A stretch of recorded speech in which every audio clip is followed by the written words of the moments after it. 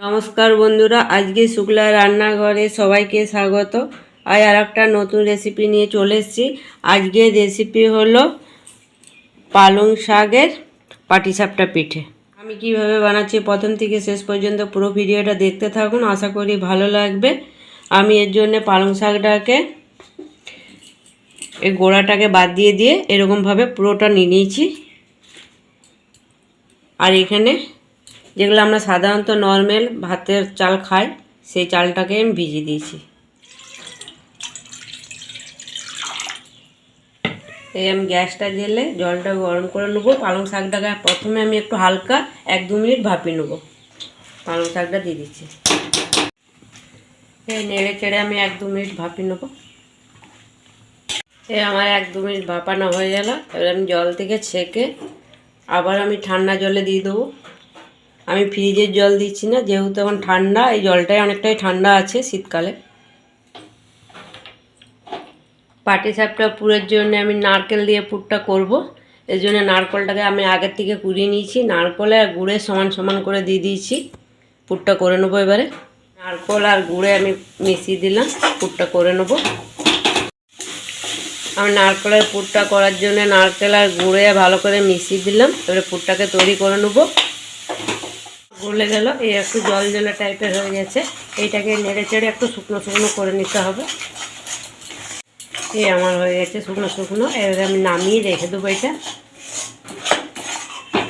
এবারে আমি চালটাকে পিষে নেবো মিক্সিতে করে, আর অল্প একটু জল দিয়ে পিষে নেবো। আমার পিষা হয়ে গেছে, মিহি করে পিষা হয়েছে, তবে একটু দানা দানা থাকলেও কোনো ব্যাপার নেই। আর আমার মোটা করে পিষা হয়েছে। এই পিসাটা মোটা হলেও কোনো ব্যাপার নেই, পাতলা, তবে পাতলাই তো হয়, এটা জল ঢেলে তো পাতলাই করতে হবে। আমি এইভাবে সব চালগুলো পিষে নেবো। সমস্ত চালগুলো পিষা হয়ে গেছে। এবারে আমি পালং শাকটা পিষে নেব। পালং শাকটা আমার পিষা হয়ে গেছে। এবারে চালটার সাথে আমি ছেঁকে নেব, যাতে পালং শাকটা কোনো ছিটে না থাকে। এবার পালং শাকের ভালো করে রসটা আমি ঝরিয়ে নেব। এই কতটা বেরোলো, না ছেঁকলে তাহলে এটা চলে যাবে চালের সাথে, খেতে ভালো লাগবে না এগুলো মুখে পড়লে। দিয়ে দিচ্ছি আমি 1 চামচের মতো ময়দা, তবে আপনারা শুধু চালেরও করতে পারেন কিংবা ময়দা সুজি দিয়েও করতে পারেন। 1/2 চামচ সুজি দিয়ে দিচ্ছি, পরিমাণ মতো নুন। সমস্ত উপকরণগুলো ভালো করে আমি মিশিয়ে দিচ্ছি। এরকম করে একটা বেগুনের ডাঁটি নিয়ে নেবো, একটু তেল নিয়ে নেবো বেগুনের ডাঁটিটা করে। তাওয়ার মধ্যে খুব ভালো করে আমি বুলিয়ে দেবো। প্রথমে ভালো করে গরম করে নিতে হবে তাওয়াটাকে, তারপরে পিঠে দিতে হবে। আর রুটি করা তাওয়াতে কিন্তু পিঠেগুলো উঠবে না। এবার 1 হাতা করে নিয়ে তাওয়ার মধ্যে দিয়ে দেবো। আপনারা যে এরকম সাইজ করবেন সেইভাবে নেবেন। এবারে নারকেলের পুরটা নিয়ে আমি একটু হাতা করে নিয়ে লম্বা করে একটু চেপটে দিচ্ছি, তবে এইভাবে দিয়ে দিচ্ছি। আর একটু করে সাইডগুলোতে তেল দিয়ে দিচ্ছি। এই পিঠেটাকে এইভাবে মুড়ে দেবো। একটা পাটিসাপটা হয়ে গেল। এবার তুলে নেব। তাওয়াটাকে বেগুনের ডাঁটিটা দিয়ে পরিষ্কার করে নেব, আর তেলটাও দিয়ে দেবো।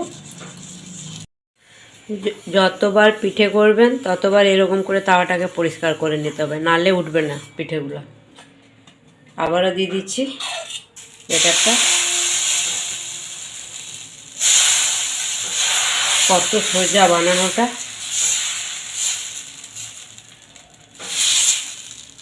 আমি একটু লম্বা করে নিলাম হাত দিয়ে। এইভাবে পুরটাকে দিয়ে দিচ্ছি, তারপরে এইভাবে ভাঁজ করে দেবো।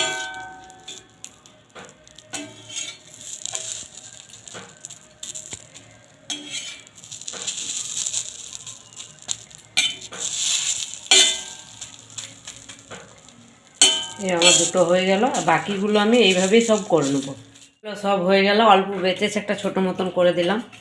আজকের এই পালং শাক আর চাল দিয়ে আপনাদের পাটিসাপটা রেসিপিটা কেমন লাগলো অবশ্যই জানাবেন। যদি ভালো লাগে লাইক শেয়ার সাবস্ক্রাইব করবেন, পাশে থেকে সাপোর্ট করবেন। ধন্যবাদ। আর এখন পিঠের সিজন, ঠান্ডা পড়ে গেছে আর বিভিন্ন ধরনের পিঠে করে খাওয়া হবে বাড়িতে বাড়িতে।